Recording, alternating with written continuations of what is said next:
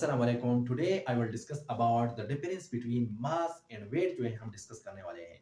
So mass may be defined as the quantity of matter in the object is called mass. For example मैं example लेता हूँ इस book को।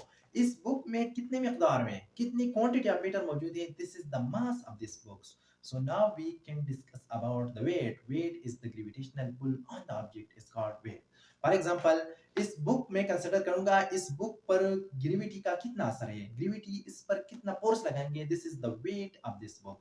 So another difference is that mass जो है place to place change नहीं होगा, लेकिन वेट जो है वो प्लेस टू प्लेस चेंज होगा। For example if you move from this planet to another planet, your mass will be same, लेकिन your weight will be decreases, यानी your weight will be change from place to place.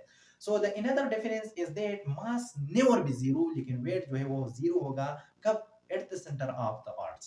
So the another difference, mass जो है वो scalar quantity है, scalar quantity है, लेकिन weight जो है वेक्टर क्वांटिटी है। वेक्टर मींस इसका मैग्नीट्यूड और डायरेक्शन बहुत, ठीक है।